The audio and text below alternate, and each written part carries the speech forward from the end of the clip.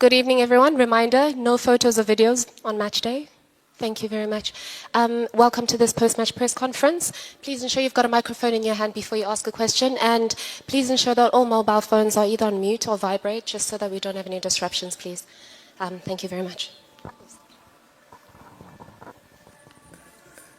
Yeah.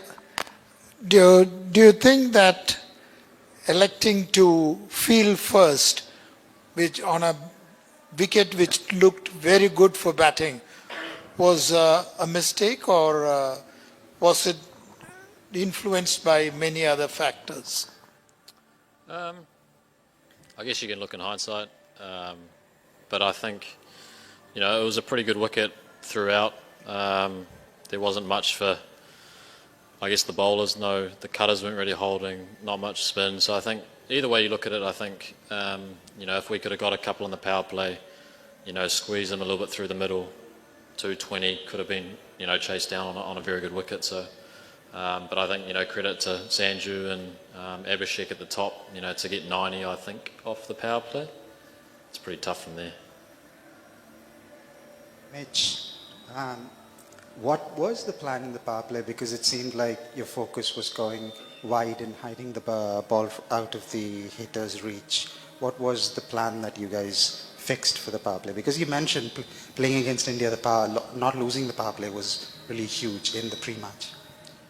Yeah, I think, there wasn't a lot of, I guess, seam or swing to start. So I think it's, the bowlers trying to do what they can to get out of the hitting arc.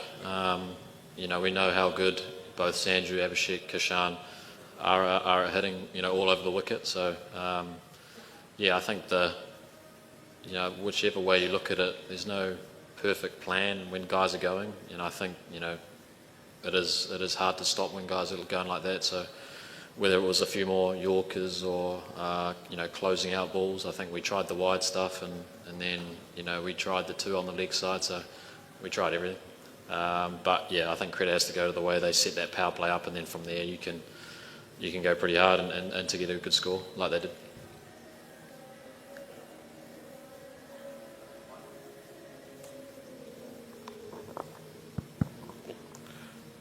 Mitch, second over of the inning, Glenn Phillips bowled a decent over and gave only 5 runs. Why he was not given the ball again? I think the way they played the over, Abhishek, I thought, played that very smart. I know at times he comes a little bit hard at the off spinner, but he gave it over to Sanju, and then I think the first kind of 3 overs is when the ball is doing its most, and then I think you can really capitalise on the last 3 of the power play like they did. So it was always going to be hard. I think if Sanju got out, definitely would have been another option for GP to bowl to the 2 left-handers. But when you're not taking wickets, it's always a challenge. Mitch, hard luck. You have just said it was like you tried everything out there. You've played a lot of T20 cricket. How good a team do you think you've just lost a final to?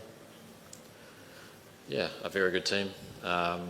I think they know how to play in these conditions. They play on a lot of flat wickets against quality sides, and they showed that again today. That once they're going, it's pretty tough to stop. So I think for us it was, whether it was being braver with Yorkers or bouncers, I think we tried a lot of the cutters into the wicket that, on wickets that aren't offering much, they just kind of go as well. So I think, they did knock it around at times, and I think when we did, use the slower bounces, the Yorkers, for that little phase in the middle, we were able to slow them down. But I think, again, the damage was done, and then, Dubé come in at the end and hitting, they're all striking it pretty well at the moment. So I think, 230, we could have taken 230 on a pretty good wicket. Yeah. Mitch, hi. Just wanted to know about the selection of the 11. Throughout this tournament, we have seen that most of the teams attack India with spin, and they have struggled against spinners. You have the option of playing Cole, but you decided to go ahead with Jacob. So can you please talk about this particular selection? Yeah, it was a tough one. I mean, we saw at Kolkata, I think the matchup again was, off spin to their top 3. Ahmedabad, the wicket, the mixed soil, usually is no spin, there's always a little bit of bounce, and I think bowling my overs, Axars and Chakravartis, there was no real spin at any stage. So I think, which way you go, I think there was potentially a bit of bounce for the seamers, but I think at the end of the day, it's an execution, whoever is bowling. I think when you bowled, nice areas for a period of time, you could, get in and out of overs. I think that was the main thing. It wasn't trying to get wickets at times. It was, how you be defensive to be attacking. And I think when we did that well, we, were able to squeeze, I think, a period of 4 overs, and they lost 4 wickets. But, outside of that, it was a few runs. Mitch, you've been part of a few finals losses, especially after you've screamed through a semi-final. You must be getting pretty sick of the feeling. Yeah, I guess it's not ideal, losing semis and finals, but, like I said the other day, you get to this situation, you're coming up against teams that are also playing very good cricket. India in a final, in India is always going to be a challenge. We knew that, definitely underdogs going into the game, and they showed their class again tonight, with that batting performance. And then, everything kind of has to go well when you're chasing 250, and, losing wickets in the power play is always a challenge. I think that was the tail of the day, was the 2 power plays. I think we were 3 for 40 odd, and they were 90 odd for none. Hi Mitch, you played against India in the bilaterals, where Sanju was a total disaster, just about 45 runs or 46, and here he scored about 90 runs. So what did you make of him? What amendments he made to his batting, or where did he go right and where did he go wrong earlier? Yeah, I guess unfortunate for us that he was saving all his runs for the World Cup. I think, in a few of those games he looked like he was trying to hit from ball 1, or, and then I think tonight, even the other night, he gave himself a chance, gave himself a few balls, and then, I think on these wickets when you're in, you can really cash in. And I think Abhishek was the same. He patted back a little bit of spin at the start, and then, they said once they're both ready and faced a few balls, they were ready to go, and they did go. So I think that was the play for us, was trying to see if we could bowl full and get, early poles, but we obviously didn't tonight. Hi Mitch. So you said that your bowlers could have been braver with their Yorkers and bouncers, and obviously your batting innings, chasing a massive total, didn't go fantastically.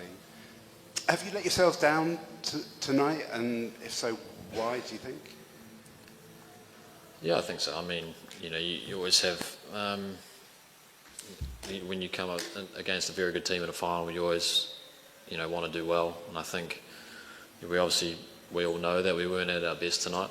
And if you aren't at your best against a very good team, you're going to be exposed. And that's kind of what we were tonight. So I think, we probably look at some options with the ball and with the bat. And can reflect on that again. You have to be going pretty well against India in a final. I think, some of the options with the ball at the start, we could have potentially done things a little bit different, but I think when 2 guys are going in the power play, I guess our innings against South Africa as well, it's pretty tough to stop guys when they're going. So whatever that looks like, we'll reflect on that, going forward, coming up against, teams on very flat wickets. What does it look like? It might be a little bit different. And then I guess with the bat, I guess you're not going to win a chase in the power play, but you're going to lose one. But I guess, 250 tonight was always going to be a tough score.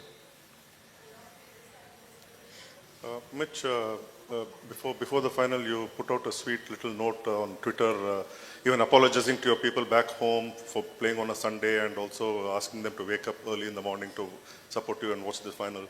Having come so close, and finishing as yet another finalist, what message do you have for your people back home? Yeah, I guess it's thanks to the fans back home for following us. I might have to go to work obviously without a trophy today. But we get obviously great support back home, and we get great support here as well. And it was awesome to play in front of so many people tonight. Obviously they had a few blue shirts on, not many black shirts, but again it's always a great occasion, and it's always cool for us to play in front of so many people. So it wasn't our greatest effort tonight. Came up against a very good team. So yeah, I think just thanking the fans back home. Hi, Mitch. Hard luck today. But just as we're talking about looking forward and what do you say to your fans, a bit of a spin-off on that question. You don't have to wait that much for the next World Cup to come up these days. I mean, you've got one next year in South Africa, and then the T21 is in Australia. So you don't have to play in subcontinent conditions, maybe in conditions where you enjoy or have a comfort zone. So any chances or any thoughts on that as you look ahead to end this drought, end this sequence? Yeah, it's probably quite far away there. I think, yeah, we'll reflect as a group tonight, you know, over the next few days of, I guess, this tournament and what it looked like. I think, you know, to make it to a final is obviously a pretty good effort from the boys, and, you know, they should be very proud of their efforts throughout this tournament. Yeah, and then I guess the next kind of major events one day is in South Africa. Like you said, it's going to play slightly different to what we expect here, and then our next T20 World Cup is in Australia and New Zealand, so it'll be nice to get a few fans and the crowd there, and I guess familiar conditions. And I think that's, you know, one of the hardest things is to win a World Cup in your country. So for India to do that, you know, this obviously comes with a lot of added pressure, you know, home fans. So for them to, you know, win this trophy tonight is, you know, they should be very proud of that. Hi, Mitch. Tough luck. You speak about how difficult it is to win a World Cup at home. How could you sum up how intimidating it is to play a World Cup final in India? Some of the mental challenge that undertakes, and we always talk about chasing in a final. How difficult did you find that out to be today, especially when all the chatter has been about India's batting and the kind of template they set in the semi-final and how it seems to have replicated itself? Yeah, I think at first on the playing in India is always a great occasion. You know, I've been coming here for a few years now, and, you know, every time you play in front of that many people, it's very exciting. It obviously comes with, you know, the challenges, especially being captain, trying to get hold of your fielders and stuff when you can't hear anyone. But, you know, again, it's, you know, that's what we play the game for, is to play in front of, you know, people that are huge fans of cricket. So I think, you know, there was definitely, yeah, obviously finals come with nerves and pressures, but I think, you know, there was definitely a lot of pressure on India as well, to perform in front of, you know, so many people, and they did that outstandingly well today. So I think credit to them, and I think, yeah, I think, you know, I guess you look at our semi-final, if you can take wickets in the power play, squeeze through a middle, and then, you know, restrict the team to, you know, even 200 on a very good wicket, that could have been chaseable.